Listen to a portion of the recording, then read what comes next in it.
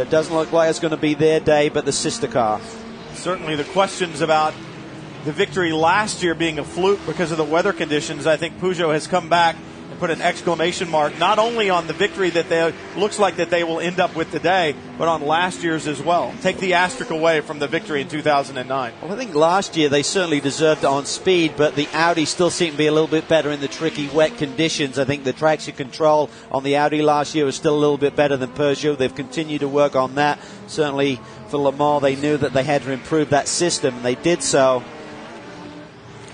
And the big picture at Sebring, at the Mobil 1 12 Hours of Sebring. Remember, Audi had tried, as the white flag flies, Audi tried to run that interim car, and Peugeot said they blocked it and said no. So instead, they took the R15 Plus down to Homestead Miami Speedway and tested. Peugeot went on to get victory at this year's Mobil 1 12 Hours of Sebring. We went on to the 24 Hours of Le Mans. Another head-to-head clash with the Giants as Lamy and Frank Montagny watch on. They're not far away from victory lane and standing on top of that podium. At Le Sarthe, it was a great head-to-head battle, but massive engine dramas for Peugeot, as well as one of the cars had structural damage, and they handed it to Audi. It was a 1-2-3 for the four rings. However, here on US soil, this has been a fair head-to-head fight, and the Lion will roar just like it did in Florida earlier in the year.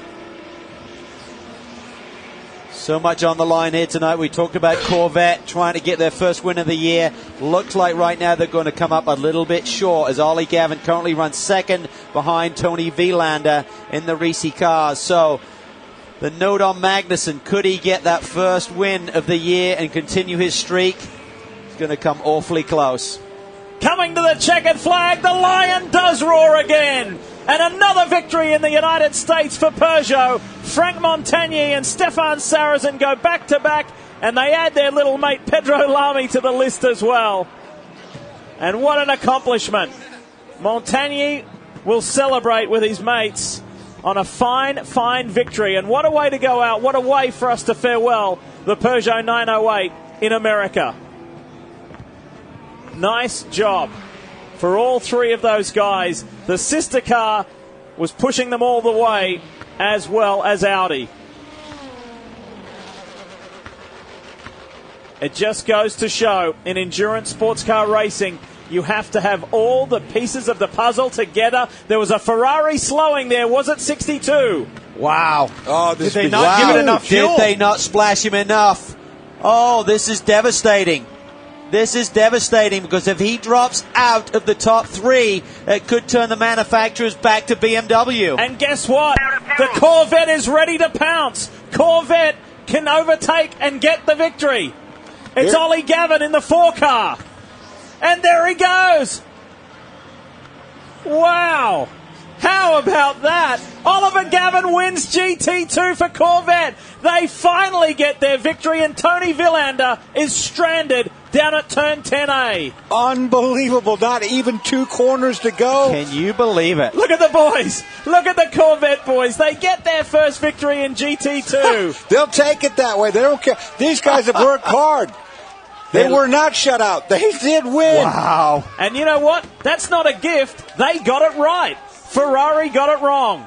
15 seconds ago, they were down. It was going to be a season without a victory. And we said it is not over until it's over. And one more time, it changes. Well, the question is going to be, I'm not sure where Dirk Werner is on the racetrack right now. He's still shown in 4th position. But with the Ferrari dropping from the top spot, that's going to change the points around here. So we know that with a top 5 finish, Patrick Long, Jörg Bergmeister are champions. But what about that manufacturers and teams, and what about the party at Corvette Racing?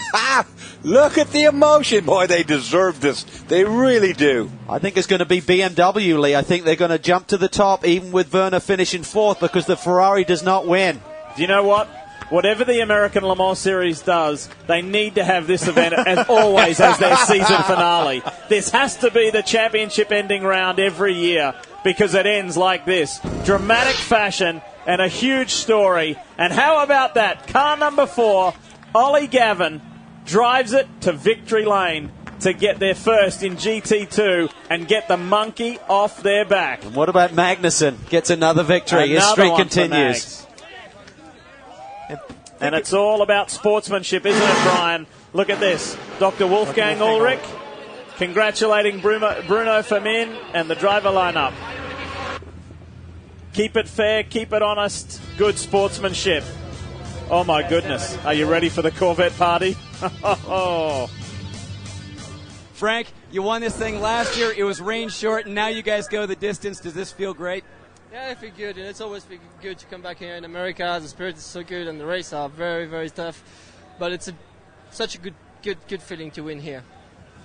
Stefan, this is the last couple races for the 908. You've been such a big part of this program. How important is it to close out with victories for this car? Yeah, it's very important to finish the story of 908 with a victory. We won last year, and the second victory with Pedro and Frank, so I'm so happy today for Peugeot. It's a very good end of the season, so just a pleasure.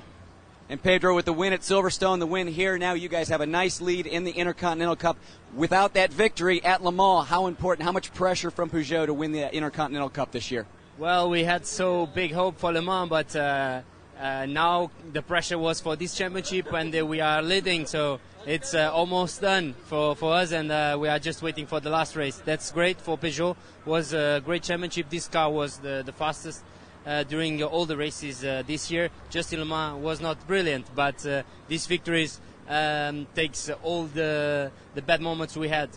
Well, with this win, Peugeot now 3 in a row on U.S. soil.